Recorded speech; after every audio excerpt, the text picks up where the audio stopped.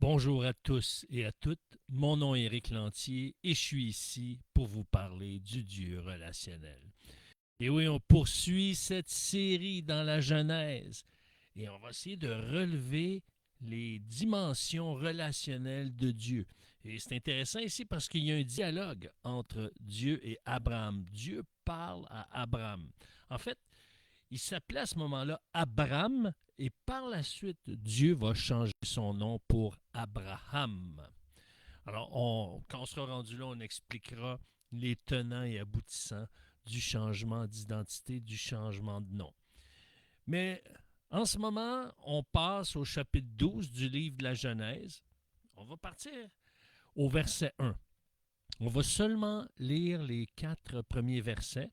Alors, 1, 2, 3, go, je pars avec le verset 1 et les suivants. L'Éternel dit à Abraham, va, quitte ton pays, ta famille et la maison de ton père pour te rendre dans le pays que je t'indiquerai.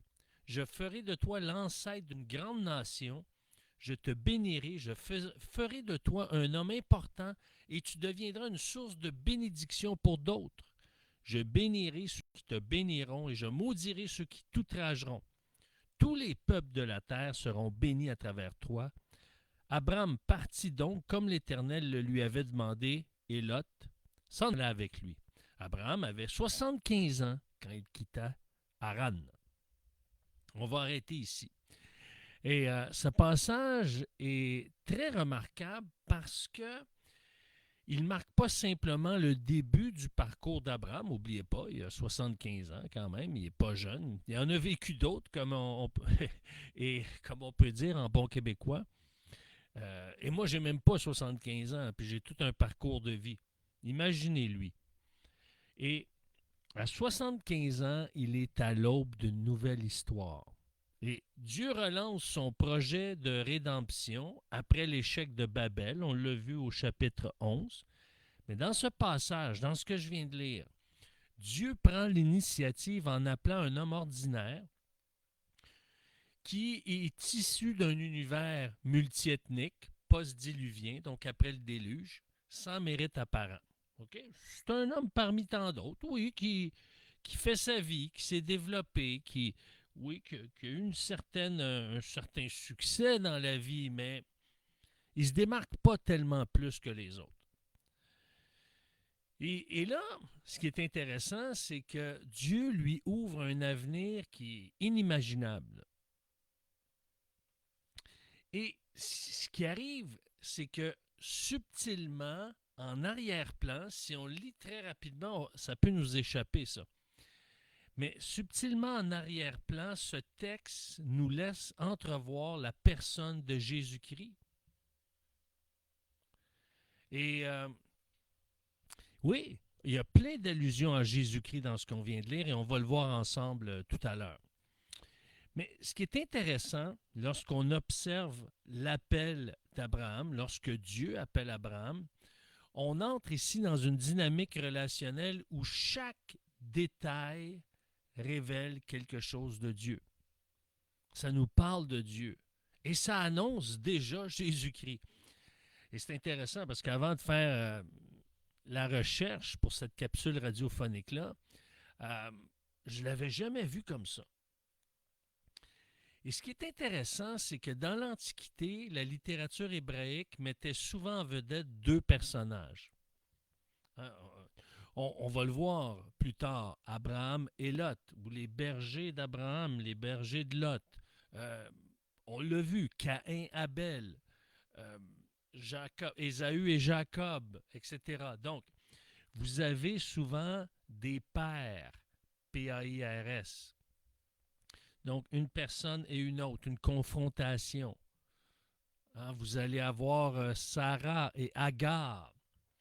Donc, dans la littérature hébraïque, dans l'Antiquité, on mettait souvent ensemble deux personnages et ils pouvaient vivre une confrontation, des échanges, etc.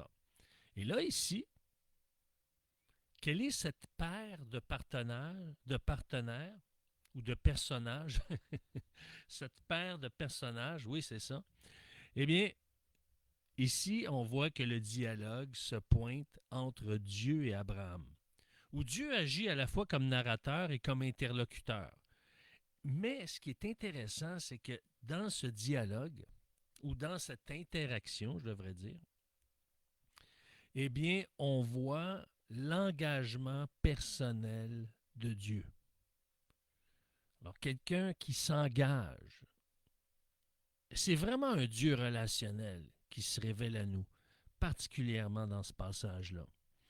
Parce que le Seigneur appelle Abraham de manière personnelle. Il est en train de lui dire quelque chose qui voulait dire, si on le paraphrase, il est en train de dire à Abraham, c'est vers la vie que j'ai préparée pour toi que je veux t'envoyer. Allez, vas-y. C'est là. Répands-toi jusque-là. J'ai un plan pour toi. Allez. Et Dieu promet, Dieu est en train de lui démontrer qu'il le guide, il révèle son plan, veut le combler, le bénir, veut le rendre fructueux. Et là, le Saint-Esprit nous prépare à l'éventuelle invitation du Christ lorsqu'il abordait les gens puis qu'il leur disait, sais-tu quoi? Toi, suis-moi. Et c'est ça qu'il est en train de dire à Abraham. Hey, suis-moi, viens-t'en avec moi dans ce pays-là. Je veux t'envoyer là parce qu'on va faire la route ensemble. Je vais être avec toi. Ah ouais, suis-moi. Et ça, c'est merveilleux, parce que quand le Christ agissait de la sorte, quand il rencontrait des gens, puis il disait, « Hey, suis-moi, viens avec moi », il était en train de faire d'eux des Abraham, à qui il veut leur imputer sa justice, à qui il veut leur accorder le salut. Et il veut leur accorder un statut de mise à part pour le royaume. « Suis-moi, tu fais partie maintenant de mon royaume, de ma délégation du royaume. » En résumé, cette dynamique qui se passe entre Dieu et Abraham annonce déjà Jésus qui appelle chacun par son nom, qui conduit ses disciples et les introduit dans son royaume. Et Abraham est appelé à quitter sa terre, sa parenté puis la maison de son père. Vous savez, dans la vie courante, le Seigneur peut-être ne nous appelle pas nécessairement à déménager. Mais pour certains, ça va être de quitter une habitude qui détruit, une dépendance, une manière de réagir qui est issue de notre éducation, de notre culture. Pour un couple, c'est peut-être de quitter une façon de communiquer qui est blessante pour entrer dans une nouvelle relation plus douce, plus vraie, plus à l'image de Jésus qui est doux et humble de cœur. Pour une famille, c'est peut-être changer la culture de la maison, décider que la paix soit plus forte que les tensions.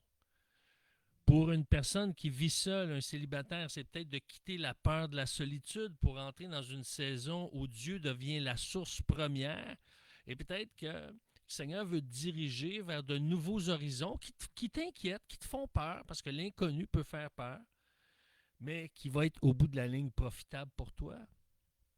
Dans la vie sociale, c'est peut-être de s'éloigner d'un groupe qui nous tire vers le bas pour s'associer à des gens qui nous poussent vers le haut. Dans le travail ou le leadership, c'est peut-être de quitter un poste qui nous épuise ou accepter une responsabilité qui va nous appeler au dépassement. Alors, ce qu'on doit retirer de ça, c'est que l'appel de Dieu touche souvent nos choix, nos relations, nos loyautés, nos priorités. Et quand le Seigneur déplace quelque chose dans nos vies, évidemment, ça nous rend souvent inconfortables. Même ça peut nous amener à être déçus humainement. Mais plus tard, on voit que le Seigneur recherche notre bien. Et vous savez, Jésus a lancé sensiblement le même défi aux gens de son époque, le même défi qu'il a lancé à Abraham. C'est ce qu'on peut lire dans Matthieu 10. Dans Matthieu 10, les versets 37 à 39. Écoutez bien ce que le Saint-Esprit nous dit dans ce passage de Matthieu 10, au verset 37 et 39, parce que vous ne verrez plus ce passage-là de la même manière, à la lumière de Genèse 12. Allons dans Matthieu 10, à partir du verset 37. « Celui qui aime son père ou sa mère plus que moi n'est pas digne de moi. Celui qui aime son fils ou sa fille plus que moi n'est pas digne de moi. Celui qui ne se charge pas de sa croix et ne me suit pas n'est pas digne de moi. Celui qui cherche à sauver sa vie la perdra, et celui qui l'aura perdue à cause de moi la retrouvera. On arrête ici. Le Saint-Esprit est en train de dire, il est en train de dire à ces gens-là, à l'époque de Jésus, vous n'êtes pas des fils d'Abraham si vous ne reconnaissez pas que l'appel que je vous lance est celui que j'ai lancé à Abraham, et que si vous préférez la tradition de vos pères à ma personne, vous allez perdre votre vie, parce que je suis le chemin, la vérité et la vie.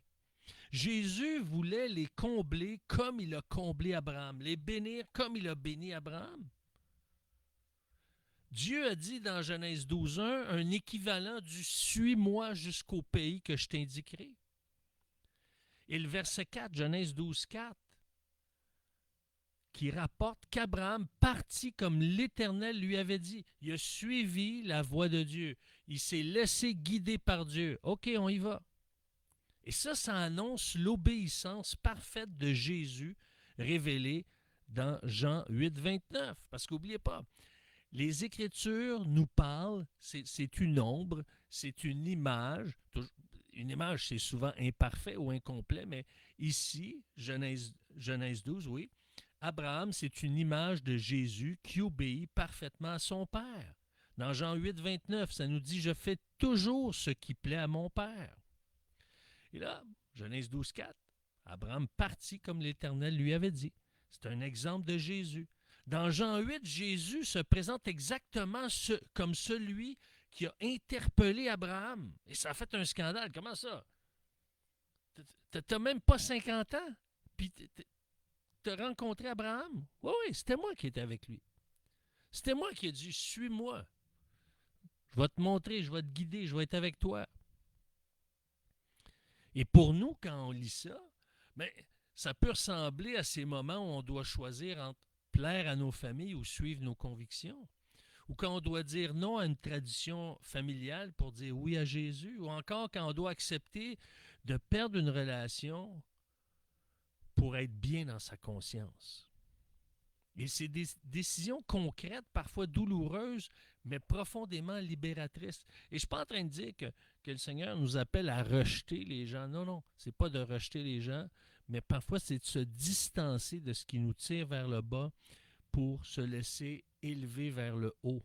Pas pour s'élever au-dessus des autres, mais tout simplement pour retrouver la paix, la joie, une conscience claire, limpide.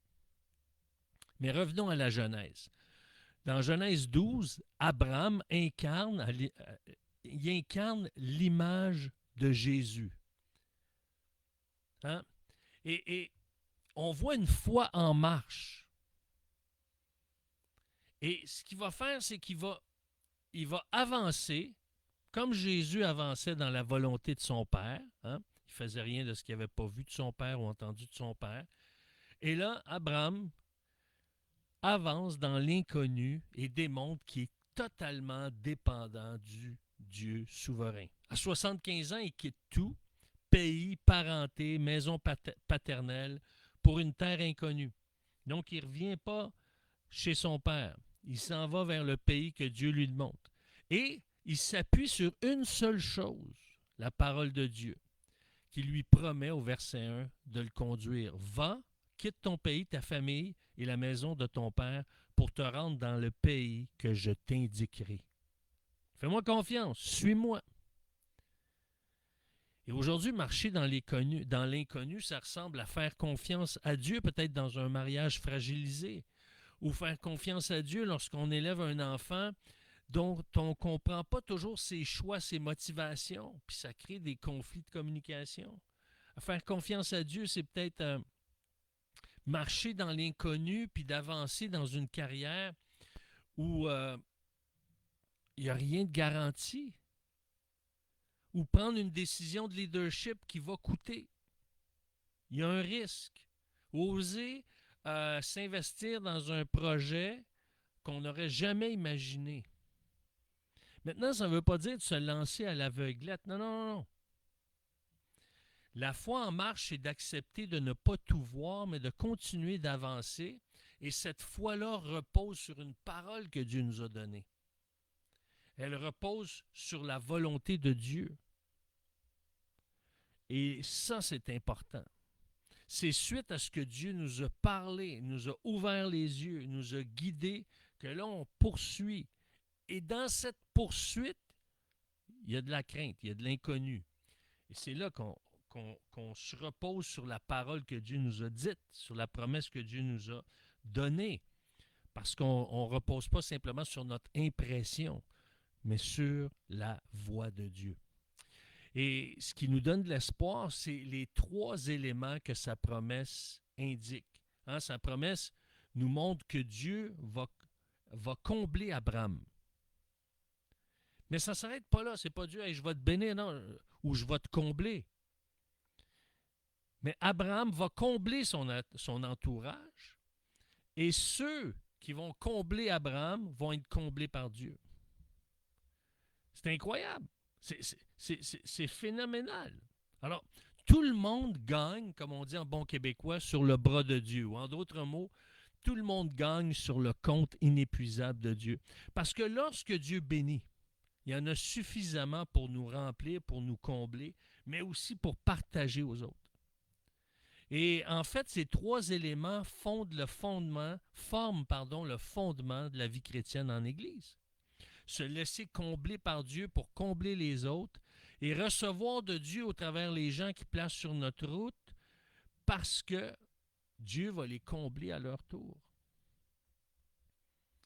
Et ça nous amène dans la vie quotidienne à être une source de paix, de vie dans notre milieu de travail, d'encourager les gens autour de nous, d'offrir du temps, de l'écoute, une présence, d'exercer un leadership qui élève plutôt qu'un leadership qui écrase. Vous savez, il y a une phrase, moi, qui m'a vraiment bouleversé positivement. Je rencontrais un des dirigeants de notre séminaire, de notre centre de formation biblique, centre de formation théologique. Il dit, nous, notre vision à Sembec, c'est pas de disqualifier les gens, c'est de qualifier les gens. Wow! Wow! Hein, souvent, on se sent dépassé, on se sent écrasé, mais c'est quoi l'esprit de l'Évangile? C'est pas d'écraser encore plus, c'est de trouver un moyen d'élever, de faire sortir de l'eau. Hein, et ça, être béni par Dieu pour bénir, être comblé par Dieu pour combler, être comblé à nouveau, eh bien, ça nous amène à être un point de lumière dans un cercle social qui manque d'espérance. Parce que quand Dieu nous comble, il nous rend capables de combler les autres. Parce que la bénédiction de Dieu, ce n'est pas l'absence de douleur, de peine, de larmes ou de deuil sur terre. Non, non, non. Quand je dis Dieu veut nous combler, nous bénir, ce n'est pas qu'il va enlever tous les obstacles. Non, on va faire face à des obstacles. Parce que c'est là qu'on voit Dieu à l'œuvre. C'est là qu'on voit notre Sauveur. C'est là qu'on voit que Dieu nous sort du pétrin. Puis c'est là qu'on voit notre Seigneur qui règne sur toutes circonstances.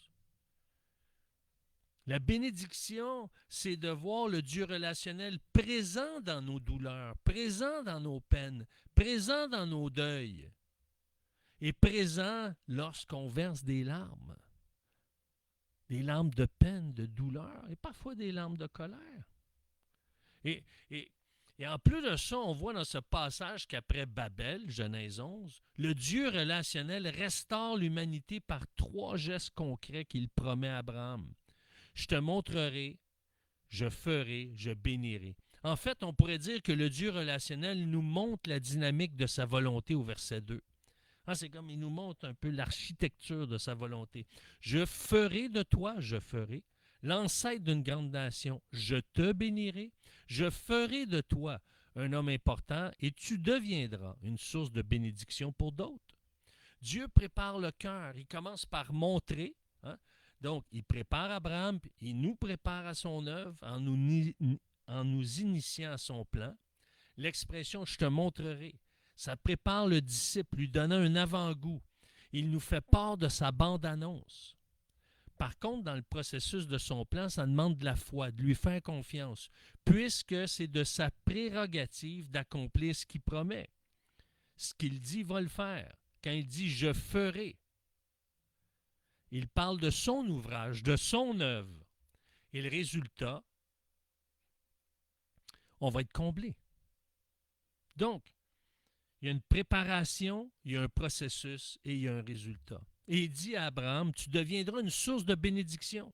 En d'autres mots, tu vas combler les autres. En Jésus, on devient une source de bénédiction pour ceux et celles qui passent par les mêmes défis que nous, tels que révélés dans 2 Corinthiens 1. 2 Corinthiens 1, les versets 3 à 7. Et ce passage respire la promesse, l'élan, la vie. Son vocabulaire évoque un Dieu relationnel qui met en valeur dans ce passage le mouvement, la croissance, la transformation, je pourrais dire la fructuosité et une source d'impact. Le mouvement, quand il dit « va, pars, quitte, je te montrerai », la croissance, je ferai de toi une grande nation. Hein? Tu pars de petit, mais je vais faire de toi une grande. Transformation, je rendrai ton grand nom. Ça ne sera plus ton nom grand, pardon. Je rendrai ton nom grand. Il va le transformer, son nom. Il sera plus petit, il va être grand. Et la fructuosité, le fait d'être fructueux, tu vas être une bénédiction. Tu vas combler des gens. Une source d'impact, et pas n'importe quelle, une source d'impact multiethnique. Toutes les familles de la terre seront bénies en toi. Et on voit le chemin vers Canaan, qui est là, ce chemin vers Canaan repose sur des promesses soutenues par la vérité. Il n'y a rien de statique. Parce qu'ici, ce qu'on voit dans ce plan-là, c'est de la vie, un avenir, une mission, une espérance. Et c'est pas tout. Ce texte pointe vers d'autres dimensions reliées à Jésus-Christ. On voit un parallèle entre la mission que le Père donne à Jésus, son Fils, et celle qu'Abraham a reçue de Dieu, quand il va lui dire « Va vers la terre que je te montrerai ». Et ça invoque l'incarnation lorsque Jésus quitte la gloire céleste pour se rendre sur la terre. On peut faire un parallèle avec Christ qui mandate les apôtres à faire de toutes les nations des disciples qui seront bénis, comblés, fructueux en Jésus par l'Évangile. La puissance de Dieu qui opère en nous une œuvre qui va au-delà de nos espérances, qui dépasse ce qu'on espère ou ce qu'on pense. L'œuvre de l'Évangile en nous. L'obéissance d'Abraham reflète celle de Jésus jusqu'à la croix, avançant par confiance, avançant dans une confiance qui repose sur la parole de Dieu. Jésus ne faisait rien sans que son Père lui ait dit ou montré. Il est cet Abraham-là qui répond à l'appel de son Père. Et comme Jésus donne sa vie et avance en s'appuyant sur son Père, sur ce qu'il lui montre et ce qu'il lui dit, Abraham marche pas à pas par la foi en s'appuyant sur Dieu et sur ses promesses. D'une part, ce qui est intéressant, c'est que Dieu rend le nom d'Abraham grand. Il va le rendre grand au verset 2. Et d'autre part, Jésus reçoit le plus grand nom qui soit. Dieu promet une descendance à Abraham. Jésus inaugure une humanité nouvelle dont il est l'origine. Il est l'aîné, il est l'héritier, il est à la tête d'une nouvelle génération. Il y a une descendance de disciples qui sont à sa suite. Et Dieu se fait connaître à Abraham alors que Jésus révèle pleinement le Père à ses disciples et à son peuple. Et vous savez, comme Abraham, lui, ne pouvait pas donner la vie parce que sa femme était stérile, mais le péché nous empêche de donner la vie. Mais qu'est-ce qui arrive avec Christ? Eh bien, Christ se sert des morts pour les amener à la vie. Et ce passage nous donne envie de répondre comme Abraham, de se lever, d'avancer, de faire confiance. Et même dans des circonstances où est-ce qu'on ne comprend pas tout. Simplement parce que Dieu nous a parlé et parce que Dieu nous a démontré qu'il est fidèle. Et c'est possible que tu es dans une saison où est-ce que Dieu t'appelle à t'aventurer dans une terre inconnue. Et peut-être, cette terre inconnue, c'est de pardonner quelqu'un qui t'a fait profondément mal, puis de renouer tranquillement la relation, ou du moins avoir un rapport différent. Ça peut être épeurant. Mais il se peut que tu es dans cette saison-là. C'est peut-être d'apprendre à aimer différemment ton partenaire ou ta partenaire dans une saison difficile, ou d'accompagner un pas à la fois un enfant dans une crise qui te déstabilise. Peut-être que le Seigneur t'appelle à prendre ton courage à deux mains puis à avancer dans ta vie de célibataire sans te sentir incomplet, même s'il y a un vide qui s'est installé. C'est peut-être le défi pour ta vie de prendre soin de ta santé mentale ou émotionnelle en consultant et en cheminant une étape à la fois, ou de dire oui à un engagement, à une mission qui te fait peur, qui te dépasse, mais qui semble être initiée par Dieu. Au bout de la ligne, c'est d'oser croire la parole de Dieu, la parole que le Seigneur t'a donnée pour avancer sans connaître tous les tenants et aboutissants. Mais ce qui est important de comprendre, c'est que notre foi ne repose pas sur le risque, elle repose sur les promesses de Dieu. Et Abraham devient, sous nos yeux, un modèle du disciple, un modèle appelé par grâce, invité à marcher sans tout comprendre, mais porté par des promesses solides. Et cette marche dans l'inconnu, c'est pas théorique. Cette marche ressemble exactement à ce que vivent ceux qui traversent des épreuves profondes. Certains vont affronter la maladie dans leur couple, d'autres vivent un deuil brutal, une séparation, une perte d'emploi ou une trahison. D'autres encore vont avancer dans une solitude lourde ou une transition professionnelle incertaine. Dans toutes ces réalités, Dieu ne reste pas à distance. Il équipe, il accompagne, il prépare le cœur avant le défi, pendant le défi et à la date de péremption du défi. Parce que tout défi a une fin, il y a une ligne d'arrivée. Toutes les épreuves dans la Bible ont un temps prescrit, 10 jours, 40 jours, etc. C'est pourquoi dans Genèse 12, 1 à 4, ce n'est pas seulement un récit ancien, c'est le lancement d'une mission qui traverse toute l'histoire biblique et qui trouve son accomplissement ultime en Jésus, notre Seigneur. Parce qu'Abraham préfigure ce que Jésus est. Il est obéissant, il est une source de bénédiction pour tous, il est le nom élevé, il est la résurrection qui rouvre un avenir à toutes les communautés ethniques. Et lorsque Jésus te dit « Suis-moi », eh bien, c'est important parce qu'il veut t'amener exactement là où tu es fait pour passer. Là où tu seras préparé à affronter les défis qui t'attendent. Vous savez, mon épouse et moi, Nathalie, on a traversé par différentes souffrances. Par exemple, Nathalie a traversé la souffrance du cancer de son premier mari.